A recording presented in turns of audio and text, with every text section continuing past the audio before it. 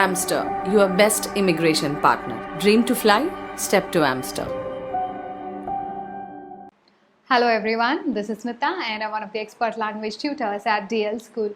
So today in this session or the whole day we'll be covering a lot of topics which regards to the IELTS speaking. Okay, so to begin with, I'll be giving you an overview of the whole structure of this particular subtest, and then from then on we'll go with different tips and different methods to tackle this section. Okay, so speaking is the last section of your IELTS exam. It is scheduled on a different date than the reading, listening and writing.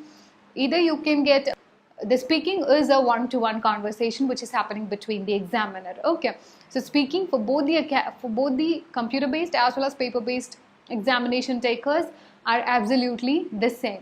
Okay, and for both academic and general people, the speaking is same. For example, I mean, all the sections, all the type of questions, everything will be same. Okay, so there is no much kind of difference between that too. And the total time taken for this particular examination is hardly 15 minutes, not more than that. This is an informal type of conversation that is going to happen between you and the examiner. Okay, so basically the examiner will be putting your marks at the end of your speaking test, but the whole conversation or whatever things is happening between you and the examiner is being recorded in a tape, so that after your results come, if you're not quite satisfied with the results, you can go for an inquiry on the result. Okay, that is why it is being recorded.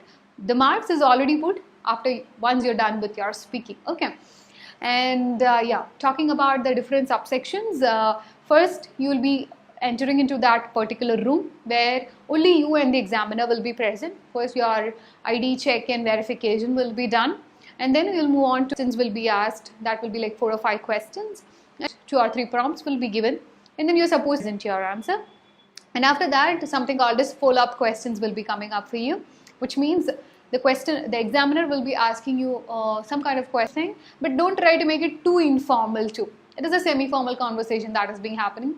It's, rather than calling it a semi-formal, it's an open conversation which is happening between you and the examiner. Okay, there are 4 criteria which is used to mark your score. The first one is fluency and cohesion. The second one is grammar. Third is vocabulary, and the fourth one is pronunciation. Okay, see, pronunciation, you can go for any accent.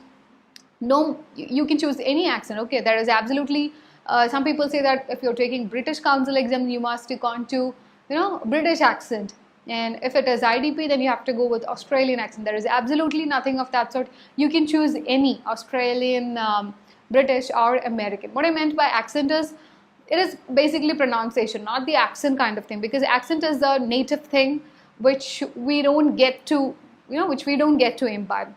Concentrate more on the pronunciation part, and please don't try to fake accent. You don't need to fake any sort of accent. Okay, if you're faking it, the examiner will know that. Okay, because it's a thing which has to come naturally.